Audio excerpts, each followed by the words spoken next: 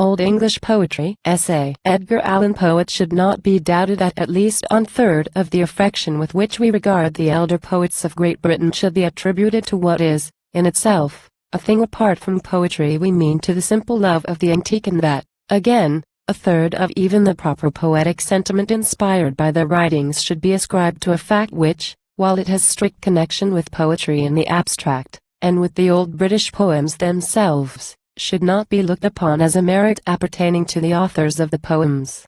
Almost every devout admirer of the old bards, if demanded his opinion of their productions, would mention vaguely, yet with perfect sincerity, a sense of dreamy, wild, indefinite, and he would perhaps say, indefinable delight. On being required to point out the source of this so shadowy pleasure, he would be apt to speak of the quaint in phraseology and in general handling.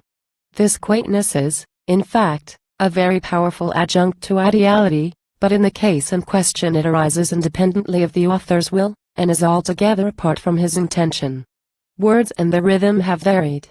Verses which affect us today with a vivid delight, and which delight, in many instances, may be traced to the one source. Quaintness must have worn in the days of their construction a very commonplace air.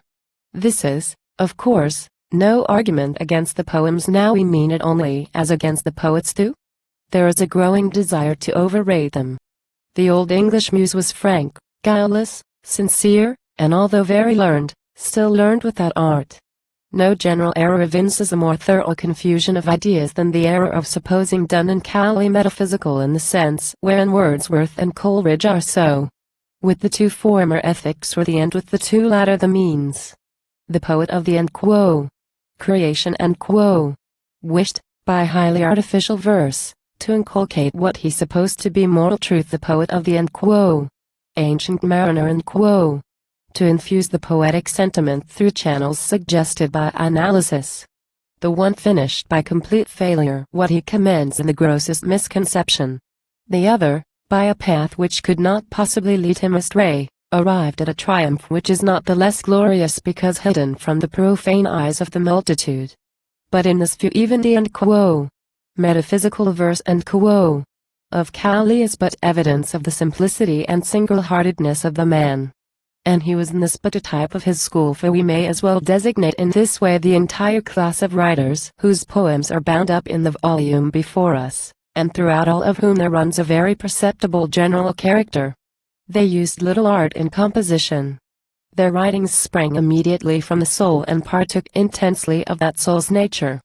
Nor is it difficult to perceive the tendency of this abandon to elevate immeasurably all the energies of mind, but, again, so to mingle the greatest possible fire, force, delicacy, and all good things, with the lowest possible bathos, boldness, and imbecility, as to render it not a matter of doubt that the average results of mind in such a school will be found inferior to those results in one ceteris paribus more artificial. We cannot bring ourselves to believe that the selections of the end quo, Book of Gems and quo, are such as will impart to a poetical reader the clearest possible idea of the beauty of the school. But if the intention had been merely to show the school's character, the attempt might have been considered successful in the highest degree. There are long passages now before us of the most despicable trash, with no merit whatever beyond that of their antiquity. The criticisms of the editor do not particularly please us. His enthusiasm is too general and too vivid not to be false.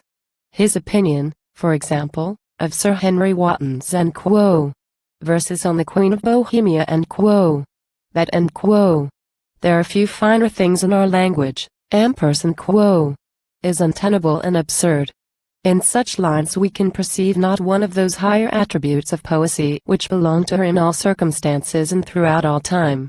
Here everything is art, nakedly, or but awkwardly concealed. No prepossession for the mere antique, and in this case we can imagine no other prepossession should induce us to dignify with the sacred name of poetry, a series, such as this, of elaborate and threadbare compliments, stitched, apparently, together, without fancy, without plausibility, and without even an attempt at adaptation. In common with all the world, we have been much delighted with and quo, The Shepherd's Hunting and quo, by Withers, a poem partaking, in a remarkable degree, of the peculiarities of Illinois Penseroso.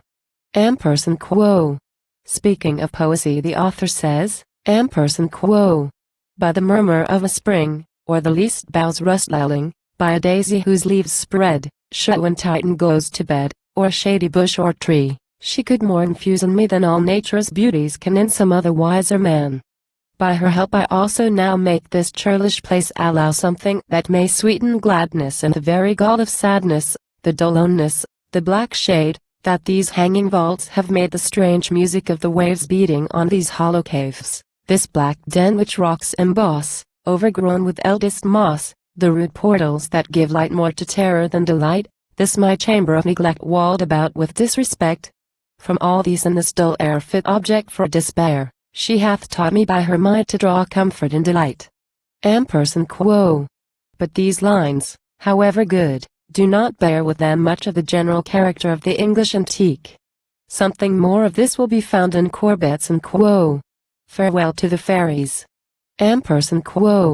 We copy a portion of Marvell's and Maiden lamenting for her fawn, which we prefer not only as a specimen of the elder poets, but in itself as a beautiful poem, abounding in pathos, exquisitely delicate imagination and truthfulness to anything of its species. It is a wondrous thing how fleet 'twas on those little silver feet, with what a pretty skipping grace it oft would challenge me the race, and when single he had left me far away 'twould stay, and run again, and stay.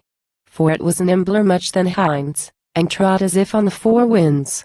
I have a garden of my own, but so with roses overgrown, and lilies, that you would have guessed to be a little wilderness. And all the springtime of the year it only loved to be there. Among the beds of lilies I have sought it oft where it should lie, yet could not, till itself would rise, find it, although before mine eyes. For in the flaxen lilies shaded like a bank of lilies laid upon the roses it would feed until its lips even seemed to bleed, and then to me 'twould boldly trip, and print those roses on my lip. But all its chief delight was still with roses thus itself to fill, and its pure virgin limbs to fold in whitest sheets of lilies cold. Had it lived long, it would have been lilies without, roses within. How truthful an air of lamentations hangs here upon every syllable. It pervades all. It comes over the sweet melody of the words, over the gentleness and grace which we fancy in the little maiden herself, even over the half-playful, half-petulant air with which she lingers on the beauties and good qualities of her favorite, like the cool shadow of a summer cloud over a bed of lilies and violets, and all sweet flowers. The whole is redolent with poetry of a very lofty order. Every line is an idea conveying either the beauty and playfulness of the fawn, or the artlessness of the maiden, or her love, or her admiration, or her grief, or the fragrance and warmth and appropriateness of the little nest-like bed of lilies and roses which the fawn devoured as it lay upon them, and could scarcely be distinguished from them by the once happy little damsel who went to seek her pet with an arch and rosy smile on her face. Consider the great variety of truthful and delicate thought in the few lines we have quoted. Wonder of the little maiden at the fleetness of her favorite, the little silver feet, and the fawn challenging his mistress to a race with a pretty skipping grace, running on before, and then, with head turned back, awaiting her approach only to fly from it again. Can we not distinctly perceive all these things? How exceedingly vigorous, too, is the line, and trod as if on the four winds. A vigor apparent only when we keep in mind the artless character of the speaker and the 4 feet of the favorite, one for each wind. Then consider the garden of my own, so overgrown, entangled with roses and lilies, as to be a little wilderness, and the fawn loving to be there, and there, only, the maiden seeking it, where it should lie, and not being able to distinguish it from the flowers until itself would rise, the lying among the lilies, like a bank of lilies, the loving to fill itself with roses,